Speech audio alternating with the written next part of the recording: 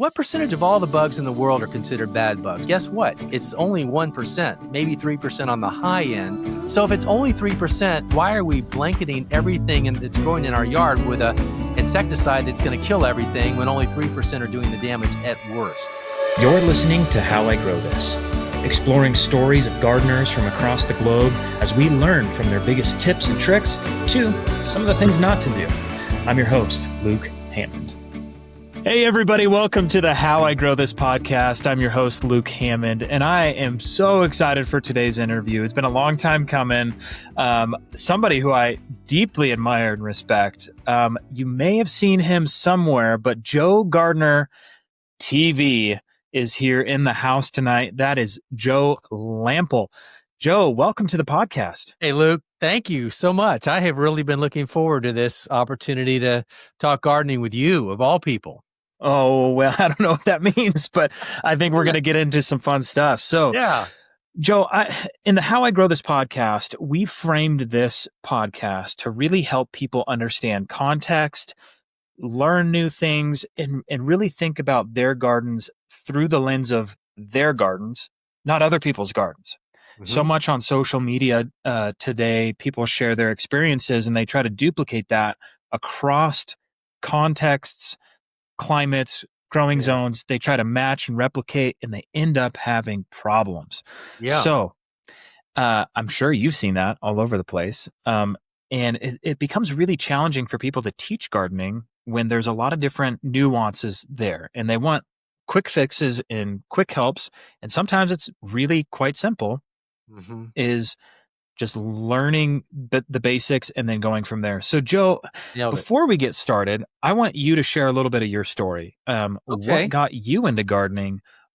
Where have you come? What started Joe Gardner TV? And just a little bit, if people are not familiar with you. My story starts way back when I was 8 years old, and I've told it quite a few times. So if anybody's heard this before, bear with me. I'll be quick about this. But, I didn't grow up in a family of gardeners. I was the youngest of four boys. And so my next oldest brother to me was 5 years older than me. But I traced back my love of gardening to being 8 years old when I was following my dad around the yard. Called him the weekend warrior because he wasn't a gardener, but he worked his 9 to 5 or longer hours every day of the week. And then on the weekends, he had to cut the grass, edge the driveway, trim the bushes, rake the leaves, all of that stuff growing up in Miami, Florida. But I was happy to have him all to myself on the weekends because my brothers were off with their buddies and dad was my buddy for the weekend. So whatever he needed me to do, even if it was just to shadow him, that's what I did.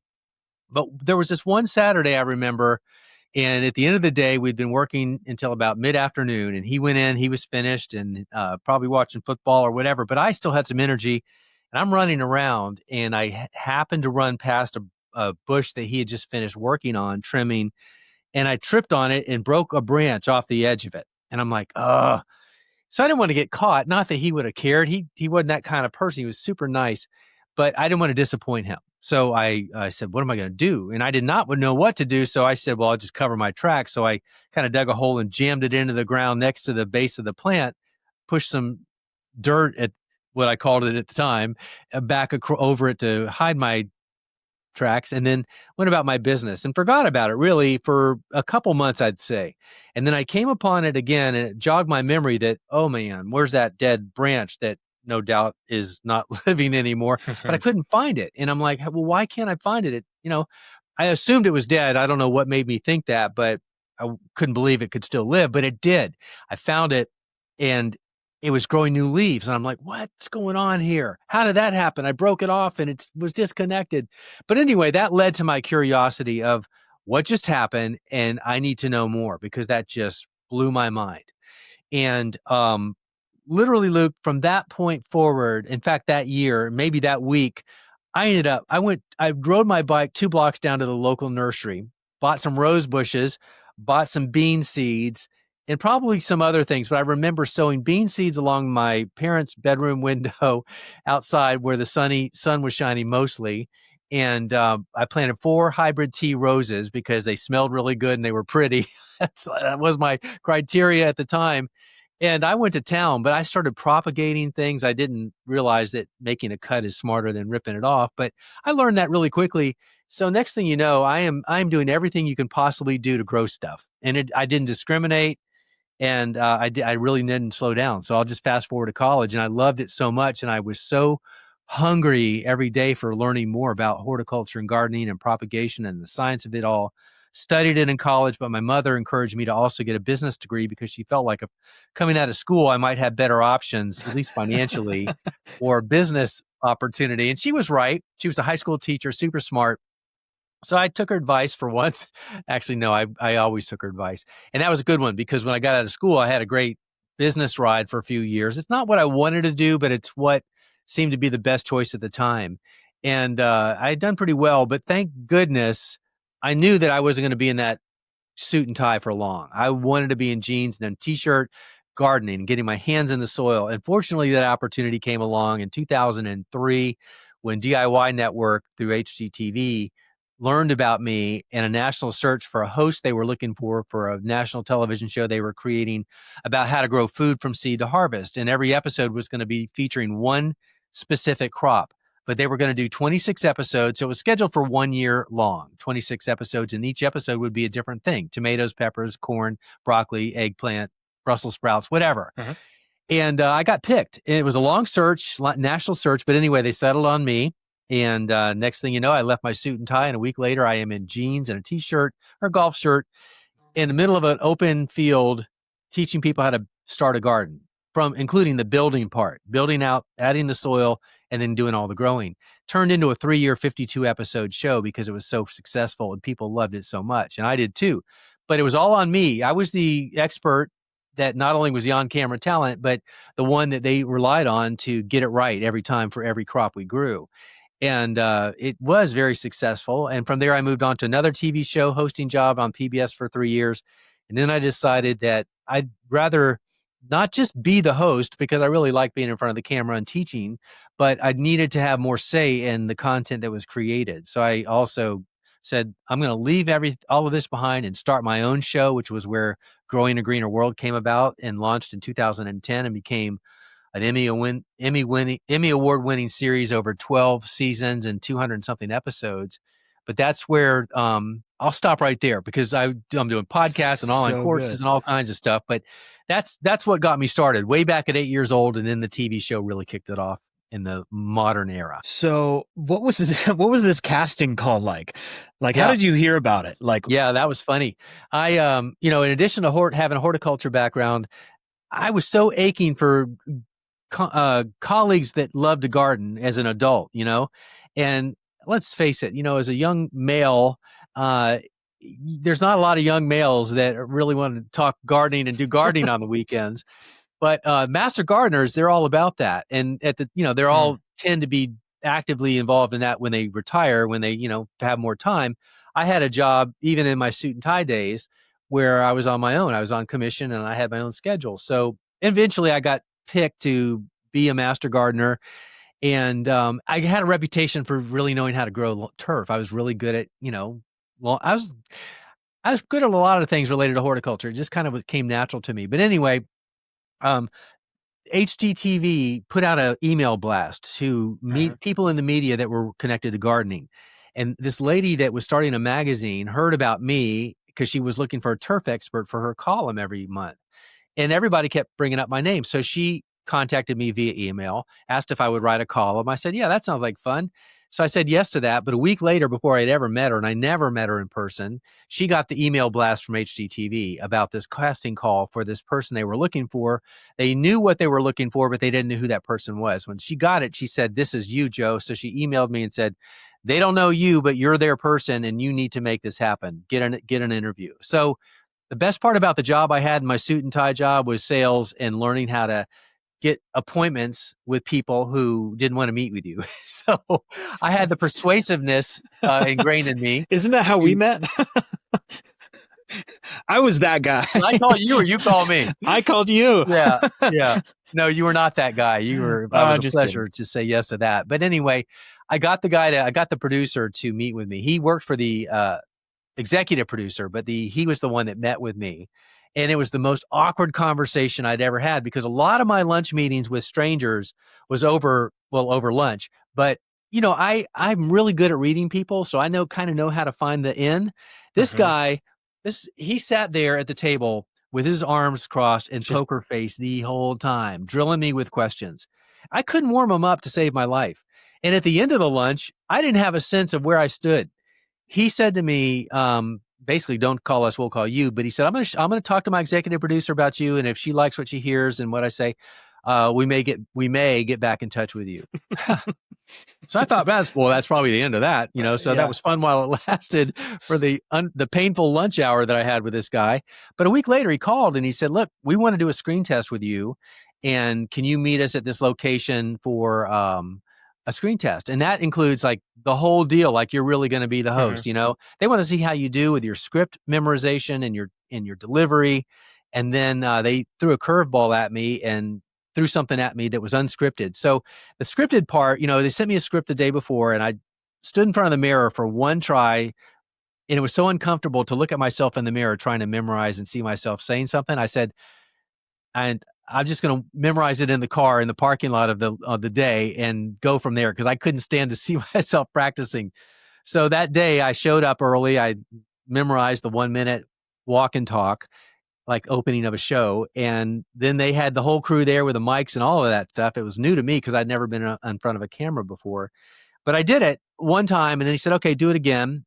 And that's all he said. He didn't say, "Okay, now do it with more energy or more this or that." Just do it again. Did it again. And Luke, I probably did that about 8 or 9 times in a row with no feedback. Just do it again, do it again, do it again. And I'm like, good God, it would help if I had a little something here that I could, work on so they could see that I'm a quick learner. But no. But then they said, "All right, let's move over here to this hill and let's get you to act like you're teaching me how to do a soil test." So this was the curveball. That was not scripted, and they just wanted to see if I really knew what I was talking about beyond just memorizing a script.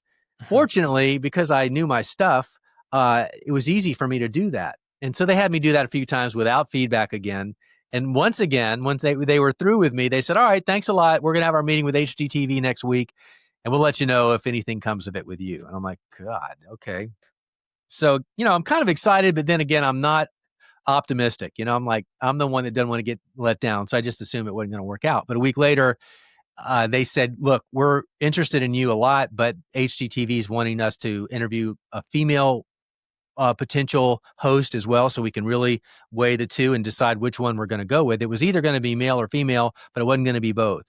And a week after that, well, no, it went 6 weeks because they were drilling around the country to find the female that they were interested in. Then they called me and said, "Look, we've narrowed it down to a female and you're their male that we're looking at. So it's either you or her. We'll know in a week." And then we have to get started filming because we're behind schedule. And I got a call a week later at a lunch meeting, by the way. And I didn't take the call then, but I checked my voicemail right afterwards. And it was the producer calling me and said that they picked me. So that's how that happened. Wow. And so at that moment, I'm assuming with the way it's structured, you're going to be paid to be that guy. Mm-hmm.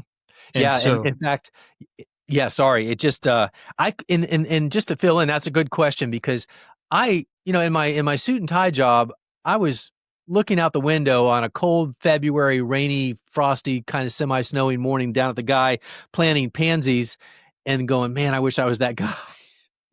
I'm in this cush office with this suit and tie looking down from the 23rd floor thinking I want to be that guy. But I knew I couldn't because I couldn't afford to leave the job I had because the income wasn't the same. But I knew that when I found a job that had an income where I could leave my suit and tie job, I would. And when the TV opportunity came about, like they offered me the contract, it definitely gave me a chance to break away. And there was no turning back.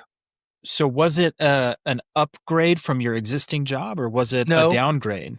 Or yeah, it was it was a just, little bit of a downgrade, but it was a big, huge stepping stone that I needed to get on because with that platform and that exposure, and at the time, DIY Network had a 40 million subscriber base of viewers, Mhm. and as I suspected, not only did I love doing that, and the pay was fine, but it gave me an opportunity to brand the Joe Gardner trademark and business name, and all of that came from. I'll just tell that story and let you ask me some more things, but just related to that because it's very relevant to everything else. Um, the production company was based in Atlanta, coincidentally, and they did a number of the top shows on HGTV at the time. And executive producer, was having a party one weekend, inviting all the cast and crew from all the shows. And so Joe Washington was a guy that did a show called Groundbreakers, which was a really popular show on HGTV at the time I was doing mine. And he was in the driveway. He'd gotten there just before me, and he saw me, pull up, and I was coming down the driveway, and he looked back and he said, "Hey, there's Joe Gardner." And I heard that, and I thought, well, that's got a nice ring to it, because my name is not Joe Gardner, but I'm fine with people calling me that, and that is the brand. But as soon as I got home that night, this is back in the day where you could get a .com for almost anything because nobody was really sucking them all up yet. So I went home and got on my computer and wanted to see if joegardner.com was available, and it was. So I grabbed it, and then I ended up my business background, thanks to my mother again. Because of my business background, I knew some things I needed to do, and I trademarked the name and opened an LLC and started, I just branched out fast. And that led to, a lot of speaking opportunities and national television morning show appearances on Good Morning America and Today's Show and stuff like that. And it was a lot of fun for me. And I'm just a kind of an entrepreneur at heart. So I love to teach. And so the online courses evolved from that, and just a lot of different things. My podcast, which is now 440 weekly episodes in and top rated on Apple Podcasts for gardening. And I love that too. And so I just love what I do. And I'm so thankful that it all evolved from, that accidental 8-year-old branch breaking. Right, man. Bringing that all the way around, we have these moments in our life where we're just like, that's totally insignificant. Mm-hmm. But it triggers and it starts a movement. And, hearing your story, I see so many of these things of like this willingness to say, you know what, I'm dissatisfied with where I'm at. Yep. I've got the finances I want in this cush, office job, but it's not making my soul sing. Right. And maybe this opportunity, while it be a pay cut, is going to catapult me into where I want to be. Right. And I think a lot of people are in that place, I think. Yeah, I think so. And, a lot of people, and especially if you've got a family with children and school and all of that stuff, it's just not easy to, take the chance, roll the dice and walk away from, a known to an unknown. Requires some faith and maybe some luck. And in my case, I did have 2 young daughters at the time, really young daughters when I made that move, but it was enough of it was good. It was good pay anyway. So I was able to make it work. And I was confident that I would be able to expand on the growth and find other revenue streams just because of the good start I had. Yeah, for sure.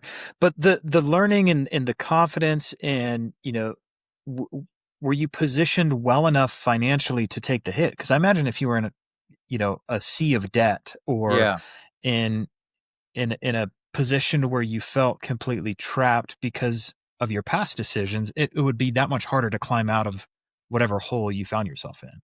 Good question. And I wasn't rolling in money, and I didn't have a bunch in the bank. And I felt like, I don't know, I tend to maybe, maybe be optimistic when I want to be, what am I, opportunistically optimistic? Yeah. That's what I was trying to say. What could go wrong? Yeah. And hoping for the best, just going for it, kind of jumping off the cliff and hoping the parachute opens. And it did. So it was a bit of a risk, but it wasn't enough of a risk that I didn't feel irresponsible in taking it, Well, let's swing back around into what you were growing. You were 8 years old and you jumped on your bike and you went to a local nursery and you had enough money at 8 years old to buy a couple rose bushes and some beans. Yes. Now how much was that back then? Yeah, it wasn't much, but I had my allowance and I probably saved a good bit of it, but I don't know if they sold me some stuff that they wasn't selling, and they just, they wanted to give me a head start or so. I don't know. I don't remember how much I paid, but it wasn't much. And of course, a pack of seeds even today isn't much.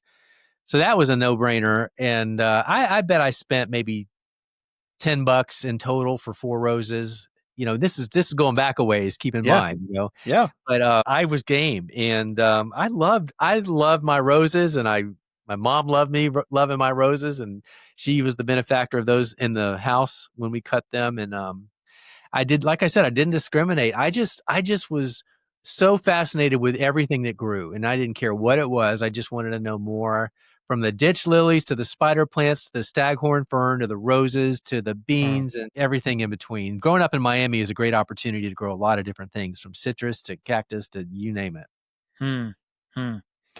And so you're doing that all the way through college. Mhm. With your mom's advice, you're getting a business degree, and Yep. I imagine you're trying to still, even in dorm life or wherever you Yep. were Yep. at, trying to figure out a way to be gardening because that was your passion. Yeah, and I would say if there was ever a lull time in that momentum, it was those 4 years in college or 5, whatever it was. But I I didn't miss an opportunity to reconnect when I went back home. Hmm. But when I was in the dorms and, the college life, you're going to the football games and stuff. So that's that. But it never left me mentally, and Hmm. my heart was always in it. So I would just make up for it when I got home and stuff. But when I got into the suit and tie job, it was unrelated to horticulture, but I used my skills and my background and education to start a consulting business. So I had a side gig, side hustle, and maybe that helped me with financially because that had a bit of that going on too. And I would do design and consult work, and that was fun, and that kept me connected, and also helped me get connected with the master gardeners. So let's talk garden design. Hmm. Um, in this consulting, was that uh, encompassing what layers of gardening design? There's so many Yep. philosophies out Right. there. Is this all landscape primarily for homeowners that are Mhm. trying to create, beautiful space, or is it functional edible space as well? At that time, it was mostly just I want my yard to look professionally designed, so it was more of a Hmm. landscape design for home gardens or home Okay. landscapes. And I had a good network of people from our church and stuff that, were at that age where they were buying their house and they Hmm. wanted to spruce it up and get the yard looking good. And, uh, that kept me busy and was a nice little bit of side hustle change. And I love drawing out landscapes. I love getting the graph paper out and making the curved beds and the plant choices, and then talking to the people about what I was going to do and why I was going to do it, because it gave me another opportunity to talk gardening, whether or Hmm. not they were really listening or not. I made a good sale out of every opportunity, and mostly I just enjoyed the work. I'm not Right. sure I charged enough, but I was having fun, and it was my night hobby and my weekend installs and stuff. And it was a good little phase of the life, and it was another nice step in the progress. So for those that may be interested in kind of merging, we have a primary listener base that's the vegetable garden grower. And, we have a lot of people that are interviewed with cut flowers and different things and maybe flirting with the lines of some level of business associated with it where, they're either market farmers selling a ton of vegetables as the business, or they're, social media, blended model. I think a big part of this whole thing in horticulture is this element of landscape design. And now moving into edible landscapes, Yeah. where do you blend the lines of function and beauty as a landscape designer by, past passion? And what are some of the like key landscape design hacks or cheat tricks that people should do when they're thinking about their landscape? Yes, good question. Well, first of all, you kind of brought up the topic of food in that, and I would say that I'm a firm believer that every person that has a little land under their control, whether it's at their house or a community garden or a allotment, whatever it is, obviously those are more food centric anyway. But in a home, especially these days when we're in a subdivision that's controlled by an HOA, especially, God forbid you put an edible in the front yard and you're going to get the HOA committee after you. Yeah, I think her banging on name's the door. Karen. Yes, exactly. But these days are so many beautiful edible ornamentals that are so well disguised in the middle of your landscape front yard that unless you know what you're looking at, you don't even know that it's kale or so many beautiful plants that are Right. edible. So I would encourage everybody to figure out what it is you like to eat and what looks good for you that's edible, and find a way to, put your blueberry bushes right in there with your other ornamentals in the front yard, because you're going to get three seasons of interest out of there, and especially beautiful fall color. And of course, in summertime, you're going to be picking blueberries, and it's missed opportunity if we're not doing that. And these days, especially with the food miles that take place for what we're eating in the grocery store, there's no reason why we should not be cutting down on those miles and doing more that we can proactively at home. And so whether or not you're predisposed to want to have a designated vegetable garden, which, there are plenty of beautiful, beautiful vegetable gardens, and we see those on Instagram every day. Mm-hmm. And that's certainly an option. And, you can put as much into that as you want, or you can do an in-ground garden, but you can grow as much food as you want. And if you need to do it in the backyard, as long as you have a sunny spot, you should do that. But other than that, I am a big, as far as the non-edibles, I am a firm believer. I drink the Doug Tallamy Kool-Aid, and I believe that 70% of what we're installing for our landscapes, we should consider native plants for that, because of the dependence, the codependency that we have, or the wildlife has, with the plants that have evolved over thousands, if not millions of years. And with habitat loss, pesticide use, and climate change, I think we're in trouble. Honestly, Mm. I'm a big believer in that, and I think that anything that we can do individually, even though we're one person, it adds up. The journey of 1,000 miles begins with the first step. And if we can collectively go from our yards to our neighborhoods, to our communities, to our cities, to our states, to our country and beyond, collectively building out these corridors through the use of native plants that allows the wildlife to go from my yard to your yard, because there's a continuity of plants that they depend on along the way for food, habitat, etc. We ought to be doing that. And the challenge with that is that we need to care enough to want to do that, to make that change, because the default is to hire the mow and blow landscape crew. They're kind of the one size fits all crew, and they're going to plant the standard boxwoods, not even boxwoods, hollies, and just the generic stuff that has no ecological value.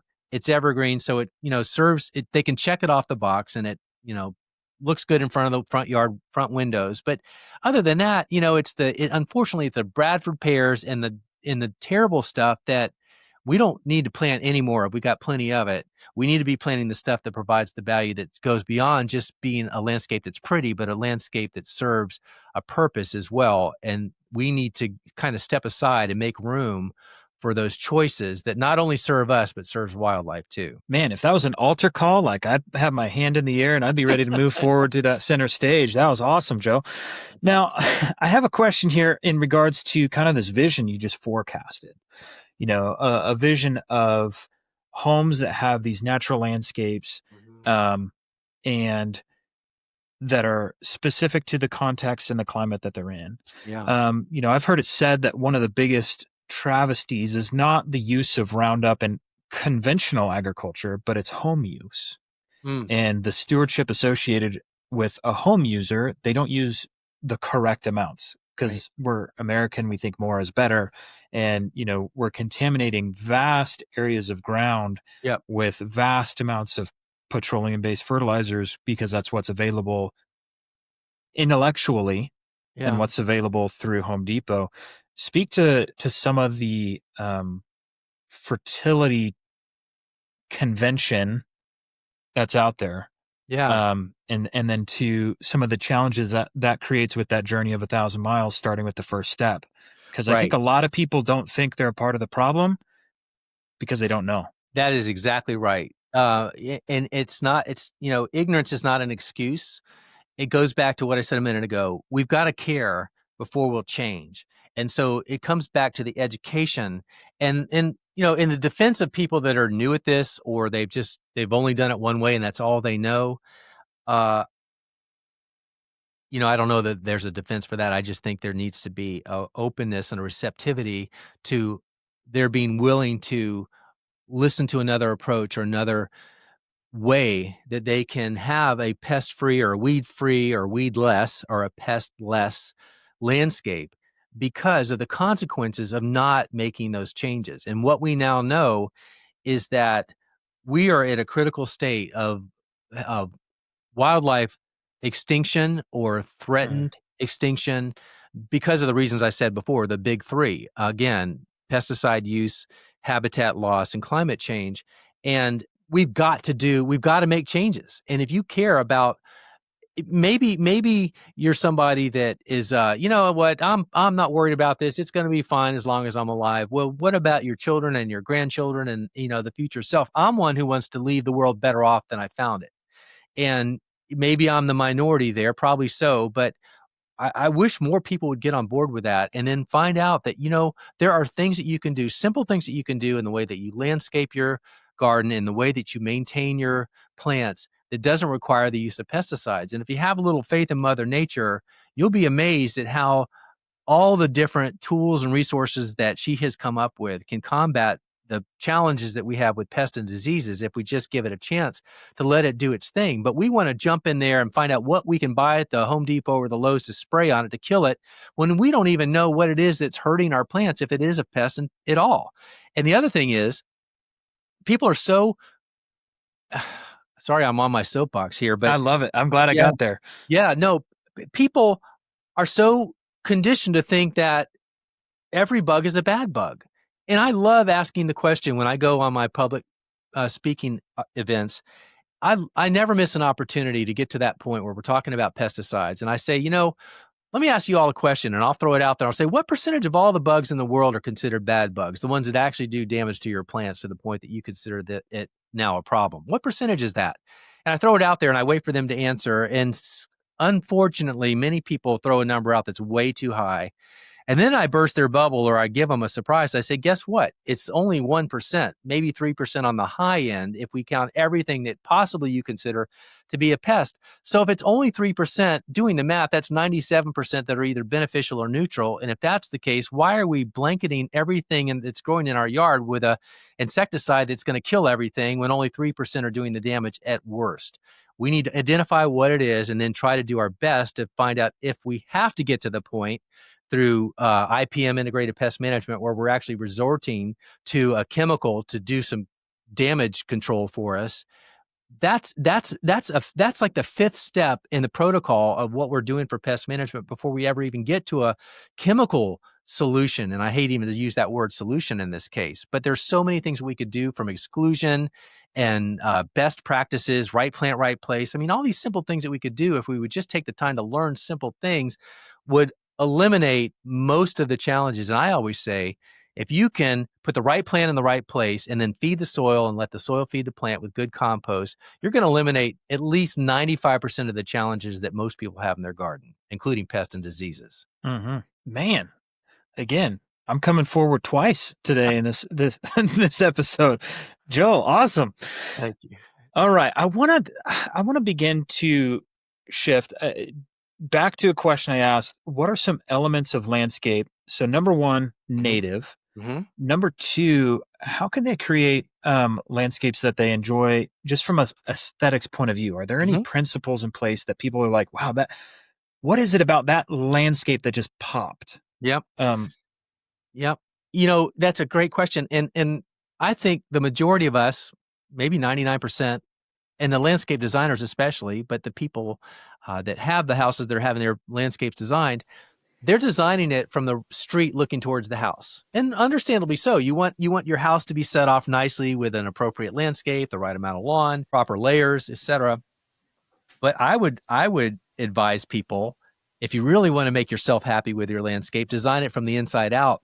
Go to your windows that you stand at most from your house. Usually it's the kitchen window and you're looking outside, and look at that view and then design it that way so that you have beautiful views from inside the house looking out. Because what's more important really in the grand scheme of things is a landscape that you're happy with, that you see most often, or you just want to impress the neighbors. For me, it's inside out all the time. And when you do that, you're when you walk through the house, or when you're doing your dishes over the sink and you're looking out, you're happy because you see a landscape that you're really happy with. It's seasonal. It has rhythm. It has layers. You have texture, form, color, and all the things that properly chosen landscape plants, and natives fall into this beautifully, will serve you in that role. But doing it from the inside out, I think, is uh, That's overlooked That's incredible. I don't know if I've ever heard it that way other than in a country music song talking about like a front porch looking into your family, Yeah. favorite view. But like, I think it's so amazing to, as I think about landscape design, plan that. Is that going to change like the layers in growth heights of the planters and the canopies moving out from all your windows, so to where the further closer towards the street or the backyard it actually is maybe growing in height to create that open space? Or is that not what you're talking about? No, I would say that that shouldn't really come into play because you're planting in view sheds, so you've got Uh-huh. corridors and open spaces that are framed through the view sheds. Uh-huh. So the taller trees would be on the right and the left of the view, Uh-huh. and they Uh-huh. would be layered. So you would you know I think you have a lot of latitude there as long as you keep in mind the importance of layers and the placement of the plants within those layers so that they're not blocking the key views that you want to have. And then you decide where to place those plants. So if the taller trees are closer to the street than to the house, so be it. It's your house, your landscape, your view. And but I do think it's important that you have those different layers because that adds a lot of interest both from the street and from the house. Well, let's shift the conversation into the vegetable garden. We've talked a little bit about pest management and pest control, just through crop selection, and kind of verging into the concepts of companion planting for the sake of uh you know pest mediation. Yeah. um I want to talk about some of the popular types of gardens and the pros and cons of each.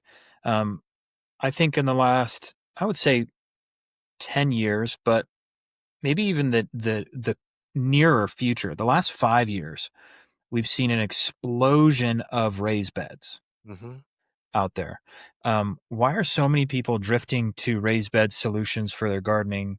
Um, what's your thoughts? And then what's the advantages versus an in-ground bed, Yeah. or getting started in another way? First of all, I think one of the biggest benefits in favor of raised beds is that you get to control the soil and the growing environment.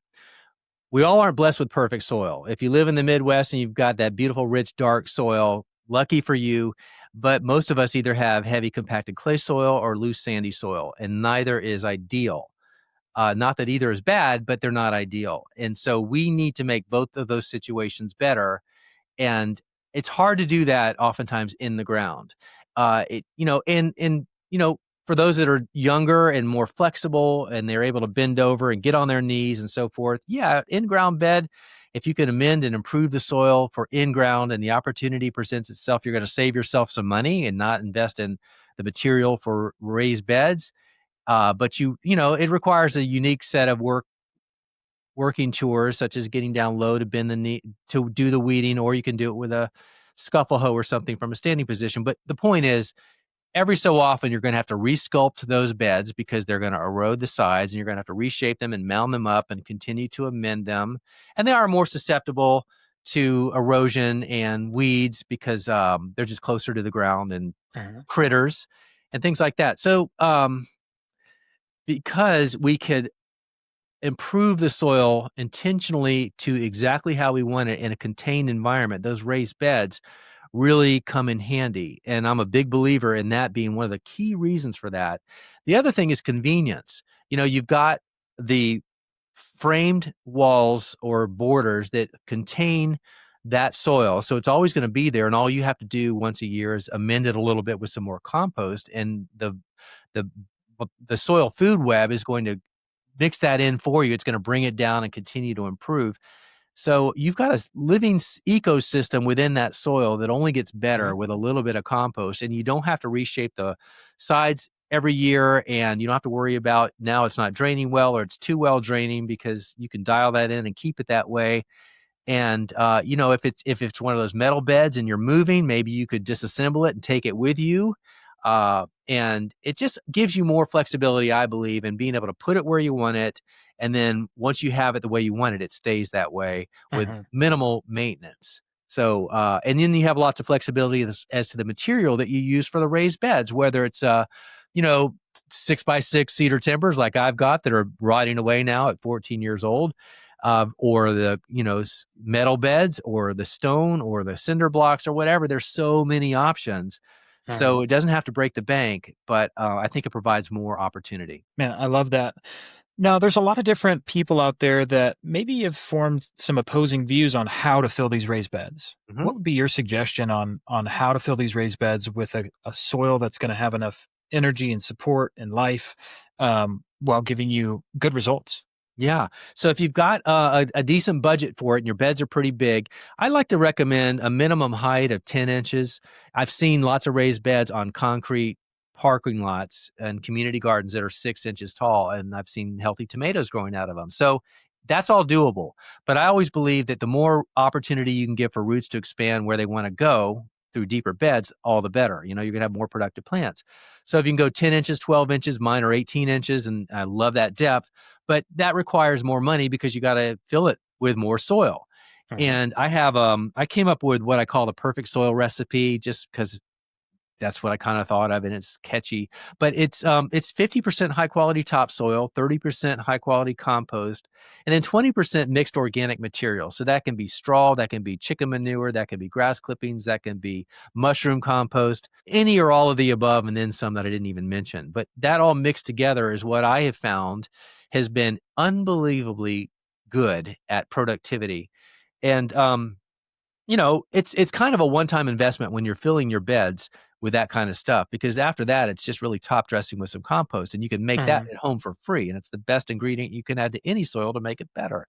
But if you wanted to find a way to still fill those beds without spending so much money and using less ingredients, hugelkultur is a good example where, for those that don't know the term, basically the essence of what you need to know is that you can, if your beds are deep enough, you can basically fill up some of the bottom part of this space with logs or cut pieces of logs that you know temporarily take up space that eventually degrades and becomes soil itself, but it buys you some time to not have to spend so much money on the inputs, and then your plants are still going to grow around it and in it, and you Mhm. wouldn't even know that that stuff is in there if the beds are deep enough.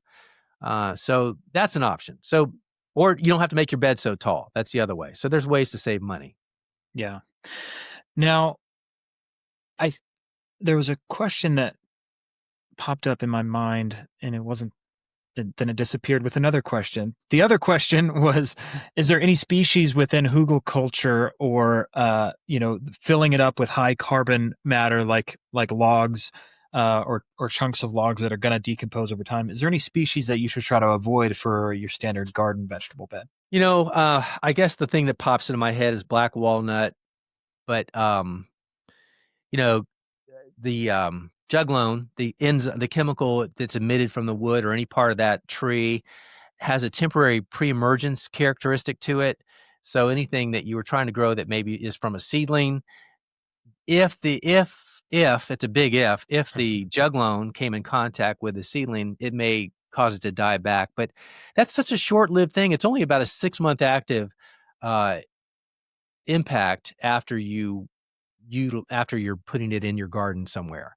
So even that, to answer your question, is a short-lived, maybe think about something else. But if it were me and I knew that I was going to be planting or sowing or sorry, adding soil or other amendments above that to the point that the roots are probably unlikely to even get there within 6 months, I wouldn't even worry about that as something to not put in the bed. So I can't think of anything off the top of my head that I would say definitely don't use. Cool. What do you think most gardeners have challenges with in regards to nutrient management? You hear a lot about people with, really high phosphorus, or out Mhm. west, really alkaline soils, or in the Yeah. Midwest, really acidic soils.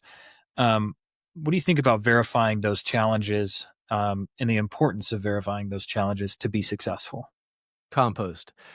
That's not a flippant answer. That's a real answer because first of all, and I think new gardeners may get this from whoever their mentors were, that may be their parents or grandparents, who we're really quick to jump on the chemicals, 10, 10, 10, or whatever it is, 30, 50, superphosphate, 50, 0, 50, 0, um, and because that's how they learn, that's what they do. And that is so, sorry to say, that's so wrong, because first of all, it's unnecessary. You don't fertilize just assuming that your plants need it. You fertilize it when there's a nutrient deficiency, and you only know that through soil testing. If you have a keen eye and you through experience, you can identify deficiencies visually. But until then, the testing is the best thing we have to tell us, what nutrients we may need to add. And I love the soil test for that reason. I love it to remind us what we don't need to add, because when you do a soil test, as you said, Luke, oftentimes phosphorus is a number that shows up at extreme high levels because of all the organic matter that we add through compost. I just said use compost, but when you add too much too often, you can actually spike the numbers in the phosphorus, and that can get you to potentially toxic levels, but that takes a while to get there. But you don't know any of that until you do a soil test. And when you do a soil test and you see your phosphorus, your middle number spiking through the top of the bar chart, then as hard as it is to say this, you maybe back off from composting for a year or don't use so much. And then that can really mitigate it. But the other thing that composting does, it can bind some of the heavy metals, or it can degrade the pesticides in the soil, or it can the soil pathogens, some of the uh, beneficial organisms in the soil food web and in compost can make it inhospitable for pathogens that cause disease in soil, or it can deter pests that otherwise would want to overwinter in the soil. And so there are many things. Back to the thing I was talking about, Mother Nature and all the different ways that she can step in to kind of help us out. Those are ways, but it doesn't.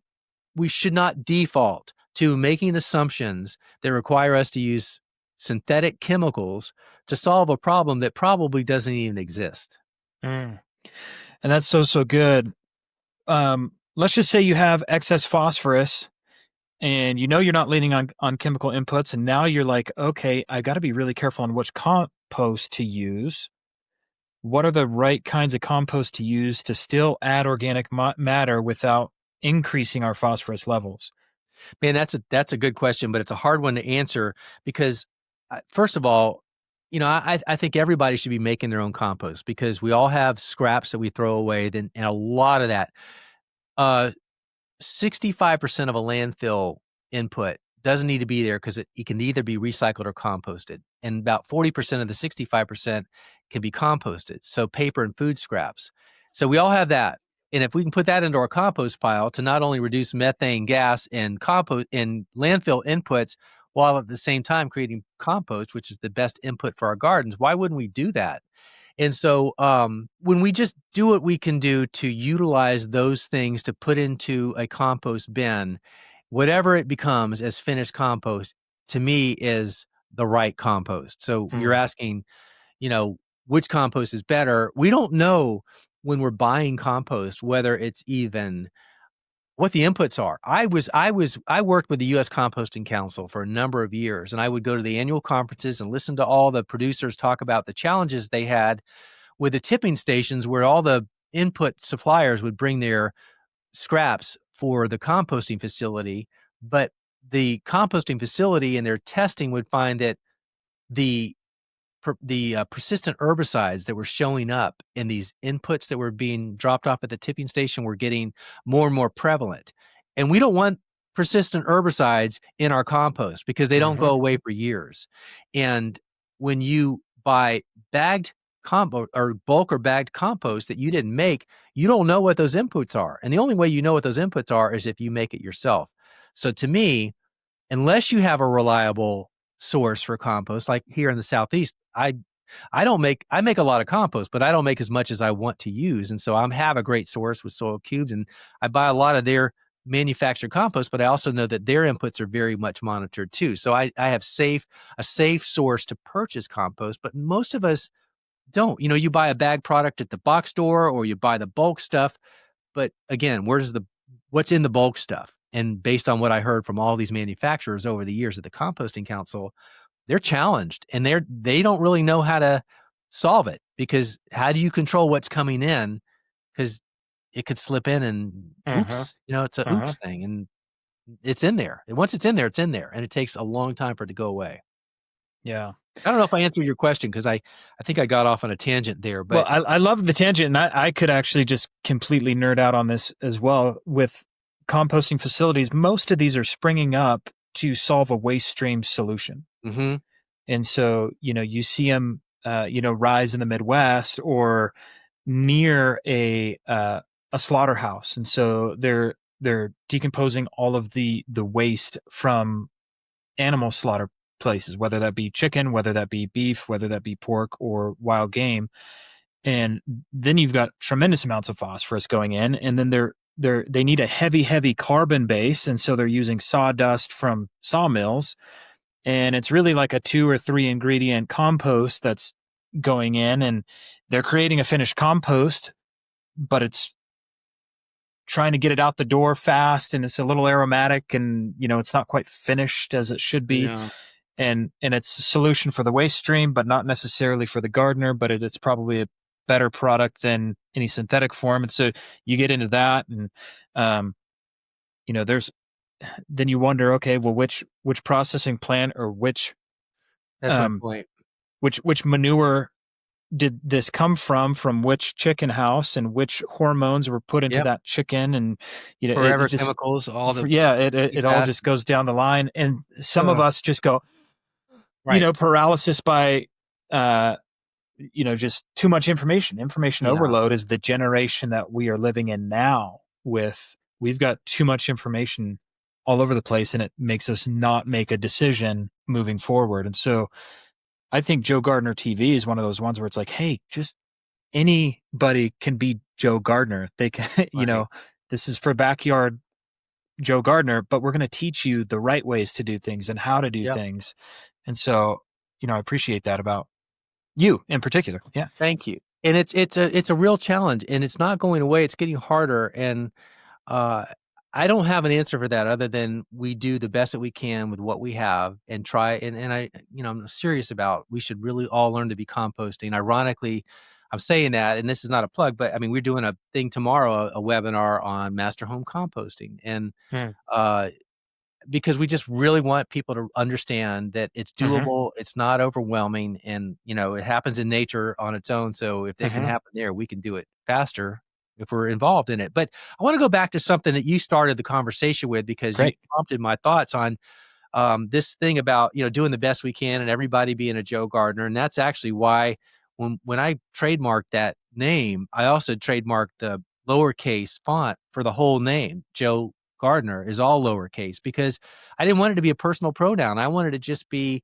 a noun that described everybody wanting to be a better gardener wherever they are in this process, whether they're just getting started or they've been down the road for years, but they want to make beneficial changes that are more environmentally responsible. But anyway, what I wanted to say was, you said, people are trying to emulate all these expensive or nice gardens, and even though they may be in a part of the country that doesn't really fit with how that garden is placed in another part of the country that's opposite in the growing conditions and so forth. And I get it. We want to have that same thing, but how do we do that? And can we do that? But I think it's human nature, and you don't need to feel bad about, wanting to try to have a garden like, John Doe across the country. But at the same time, my answer to helping people reconcile that and get what they're after is teaching them best practices. So, all my professional life in horticulture, just because of the opportunity I've had to, host 3 shows on national TV and have an international audience, I can't just be the expert in Atlanta, Georgia, or the state of Georgia, and just tell everybody in this state what they need to do and stick to that. Because I've got people in Australia reaching out to me, and people in Seattle and Maine and San Diego and you name it. And I've got to be able to help them too. But it's impossible for me to know every little nuanced plant or details of their growing conditions when I have lived in the Southeast all my life. And although I visited many places, I'm not an expert in most of them, but I am probably an expert in best practices so that I can equip people for the blocking and tackling and the things that they need to know to create healthy soil and understand right plant, right place, and all the fundamental things that they can then apply along with their local knowledge that they can get from their county extension service or the nuances unique to their growing region, and then Mm-hmm. apply it to what I've taught them. And then you've got a winning formula. So, Mm-hmm. that's what I wrote down that I wanted to mention when you were bringing that up, because it's hard. No one can be an expert in every place, but I think Mm-hmm. best practices should be the dominant action point before you, for success anywhere. Exactly. And I think, why I bring that up is to bring awareness to that situation, that the best practices, you don't follow it exact to what you see on Instagram or whatever. You're looking at the Mhm. parameters of the forecasted weather. You're looking at the parameters and you're blending that into your soil type, your context, your watering conditions, your humidity, your temperature in order to defeat a lot of these things. Yeah. But when you begin to build healthy, alive soil, so many things begin to go in your favor. Yes. So many different things. Yeah. However, the challenges and the weeds pressure that I face on my farm is going to be very, very different than the weed pressure you face over there. And I got to figure out the right context on how to manage that and make sure I'm using the right advice. I've just, when you start consulting on a lot of different farms all over the place, you see advice that's being followed. That's probably, it's not bad advice from where it was given, but it may be not great advice for that particular person. And so it's really helpful to listen broadly and filter it through a good Yeah. framework that then can really allow you to keep growing better. That is the key word, filtering the source and the applicability to where you are, the relevance to where you are can change everything. It may Mm-hmm. be completely irrelevant. It may sound like the best idea possible, but it may not be relevant for really where you are. And, you made me think of something, when we're on our social feeds and we're looking at Instagram and we're looking at these gardens that we just are drooling over, or something that somebody's doing that we so want, and then we're looking at our thing and we're going, "Oh my god, I'm not even anywhere close to that." And I heard a long time ago someone say, comparison, oh my gosh, I just had it in my Comparison is the killer to contentment. yeah, yeah, yeah. Yeah, Okay. Yeah. comparison is a killer to contentment. So when you're, comparing, you're never gonna be content. And Right. so be happy with what you have and make the most of it. Thanks for bailing me out there. I can't believe I'm I was saying trying all to the think. I time. was like, I know that one too. I think Yeah, someone. yeah. Yeah. So, that and, I don't know where I was going after that. I just wanted to get that out there. Yeah.